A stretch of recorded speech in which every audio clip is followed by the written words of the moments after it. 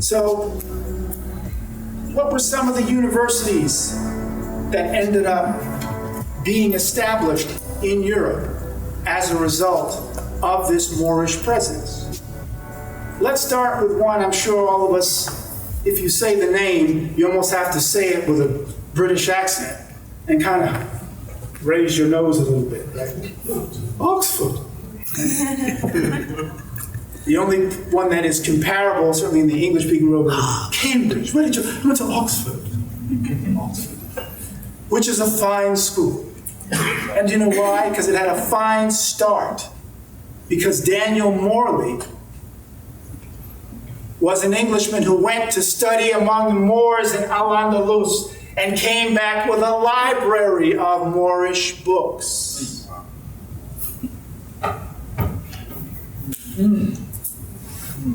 Hence Oxford,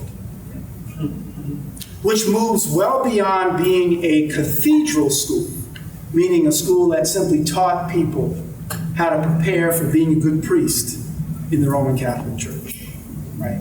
And then, as you know, as England will separate itself from the Roman Catholic Church once it becomes Protestant, right? Because the English were originally Catholic as well until King Henry VIII in the 16th century then breaks with the Roman Catholic Church. And then I could talk about the alliances that existed then at one point between the British and the Moorish Empire. They had something known as the Barbary Company that was set up for the purposes of trade and for purposes of allying against their mutual enemy. What do you think the mutual enemy of the Moors and the British would have been in the 16th and 17th centuries? The Spanish. The Spanish. Because Spain didn't want Britain or any other European nation to come out of the Roman Catholic Church and establish its own faith. Here are a couple of other schools. Valencia, which is in Spain, Toulouse, Naples, Padua, Salamanca, Cambridge, Lisbon, Montpellier, and Bologna, which is in Italy. All of these schools are established between the 12th and the 13th centuries. That's not an accident.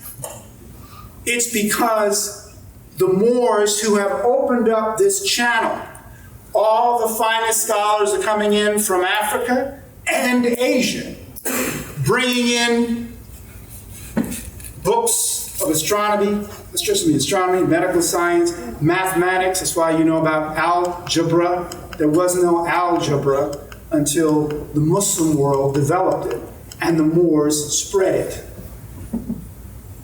It's also the reason why so many of the names of fruits derive from the Arabic language and other fruit.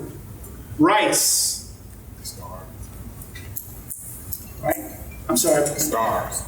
Right, and the names of the stars, azimuth, are all derived from the Arabic. But names like rice, arroz in Spanish, rus in Arabic. The names of body parts, the pancreas, the diaphragm, the colon, the aorta, all of these are coming from this Moorish presence, leaving that linguistic imprint on the culture. As a result of this, it's impossible. And there's a whole field now. What's amazing for me, when I first started talking about the Moors in the early 90s and was working with Van Sertima, almost no European scholars were focused on like the impact of the Moors. Let me put this another way. The increased interest, because I'd have to go back a few decades where there was that period of interest. But as soon as people started talking about this in the 90s, now you have more European and European American scholars intrigued and turning to studying the history of the Moors. and finding out just how profound the impact was. And much of it is coming out of scholars from the University of Pennsylvania. But the fact that this renewed interest is there, one of my concerns is the next step then to try to whitewash the Moorish identity, right? The beauty of it is those scholars know that that would be very difficult. Some will try, but they know it's very difficult because that's why I said the art history. The art history's evidence in terms of looking at the representations of who the Moors are and were is so entrenched in so many areas of Western history that you would catch him in a lie like that. I was preparing a lecture for one of my classes in U.S. history, American history. And I was talking about someone named Gannibal Abram, who was actually the great-grandfather of Alexander Pushkin. I don't know if anyone knows who Alexander Pushkin was. Yep. But he's right. He's known as the father of Russian literature. His great-grandfather was referred to as the Moor of St. Peter. And a book was written in the early 19th century called The Moor of St. Peter. And when you see him, here's this distinctly African man. They know that they can't hide what the phenotype would be of a Moor. So what they hope, meaning those who are trying to hide this truth, is that most people will still hold on to black and not go any deeper. They're hoping most people won't, or maybe they'll just go to African, but they won't start saying, well, yeah, the Moors are Africans, but the Moors are Moors. The term Moor was used to identify people who look like us, right? They understand that. So it's like a game of chess where you recognize, okay, like, if you make that move, you're gonna lose that rook, or you may lose the queen. People are gonna see that this scholarship that's trying to deny who the Moors are phenotypically is gonna run into a lot of trouble once you start looking at the existing evidence in European museums and European historical texts. And I always have to take a moment, as I say, to give a shout out to people like people like J.A. Rogers, right? Because Joel Augustus Rogers, who was putting this stuff out in the 20s, 30s, and 40s. The same time, certainly in the context of the 20s, that our prophet was talking about the Moors. Then you have Paul Robeson, who will play Othello on Broadway. Do we all know who Paul Robeson is? If not, that's okay. I can say a little bit about most of us. Okay. Paul Robeson is one of the greatest African-American activists, if you will, or Asiatic American activists that's ever lived. And yet so few people know anything about what the man did. But his being buried in obscurity is also related to what he had contributed, but also when people start saying, he played Othello. Let's look at this in there. Right? There's a movie just came out with Jamie Foxx, Robin Hood. Anyone see it? Right?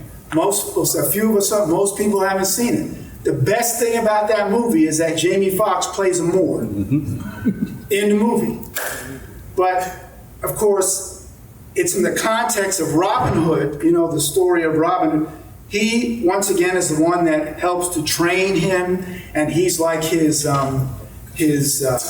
ethics instructor. He tells him he needs to be more ethical. He tells him how to basically deal with the evils of the kingdom at that time. And I'm like, here's that knowledge being dropped in the movies, but no one's going to see it. It's powerful. To me, when I see stuff like that and say, stuff is coming out being hidden in plain sight, right? But that's an example. Because I raise that with some of my students because Robin Hood is an action film I assume 19 to 21-year-olds would be the first to go and see something like that. But most of them know. And I don't know what they see, but it's usually not anything that's really going to improve their knowledge of themselves. Thomas Aquinas. For those of us who know something about, again, Roman Catholic history and theology, Thomas Aquinas was a Roman Catholic priest who basically is known for having reconciled God with philosophy and science. But you know how he reconciled God? And by reconciling God, meaning you have a conflict. You have people who are trying to say that it's difficult to explain the existence of God when you look at the natural world and when you consider the discipline of philosophy. That's why so many people who are philosophers customarily doubt the existence of God. Right? It's like you can't prove God exists. Right? That generally is where most philosophers go. Thomas Aquinas in the 13th century studied Moorish theology and also most of the known sciences at the time that I've already mentioned. And then using that knowledge, and primarily the knowledge of a Moor by the name in Latin of Averroes, but his full name was Abu Walid ibn Muhammad ibn Rushdie, which was the name was so long that when Latin chroniclers they just refer to him as Averroes. Thomas Aquinas was known for reconciling the Catholic faith, meaning allowing it to start to evolve, to challenge the old philosophers and saying, you can make an argument for the existence of God. But he was using the work of a Moor who had already done it.